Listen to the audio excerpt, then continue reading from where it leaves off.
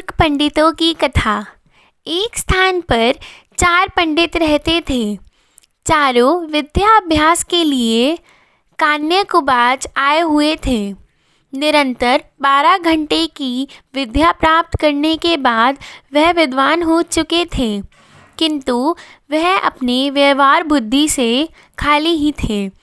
विद्याभ्यास के बाद चारों अपने देश लौटने के लिए निकल पड़े।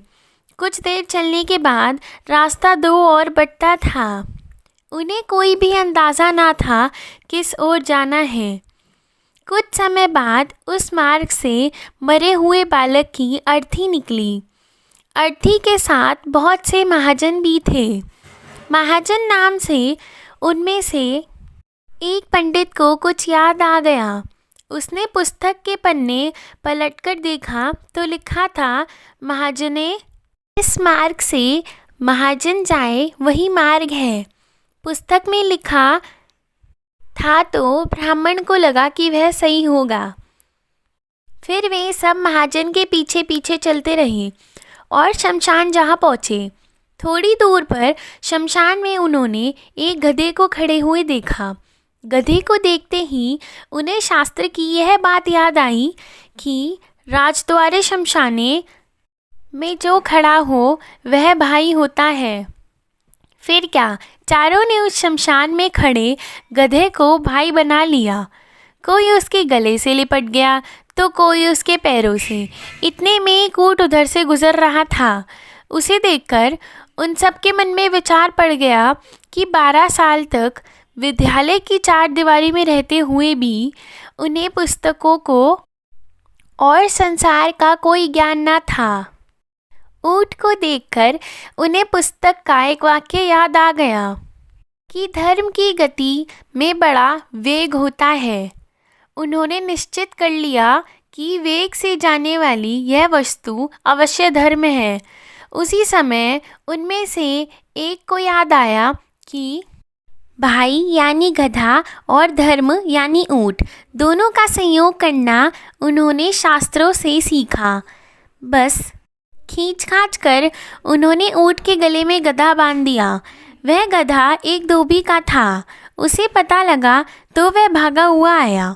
उसे अपनी ओर आता देखकर चारों पंडित वहाँ से भाग गए। थोड़ी दूर पर एक नदी थी। नदी में पलाश का एक पत्ता तैरता हुआ दिख रहा था। इसे देखते ही उनमें से एक पंडित को याद आ गया कि जो पत्ता तैरता हुआ आएगा वही हमारा उद्धार करेगा।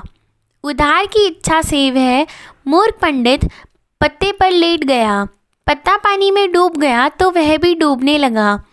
केवल उसकी शिक्षा पानी से बाहर रह गई। इसी तरह बहते बहते जब वह दूसरे मूर्ख पंडितों के पास पहुंचा तो उसे एक और वाक्य याद आ गया, अर्थात संपूर्ण का नाश होते देखकर आधे को बचा लेना और आधे का त्याग कर देना। यह याद आते ही उसने बहुत देर तक सोचा और फिर बहते हुए पूरे आदमी को आधा भाग बचाने के लिए उसकी शिक्षा पकड़कर गर्दन काट दी। उसके हाथ में केवल सिर का हिस्सा आ गया। देह पानी में बह गई। उन 4 में से अब 3 पंडित रह गए। गांव पहुंचने पर तीनों को अलग अलग घरों में ठहराया गया।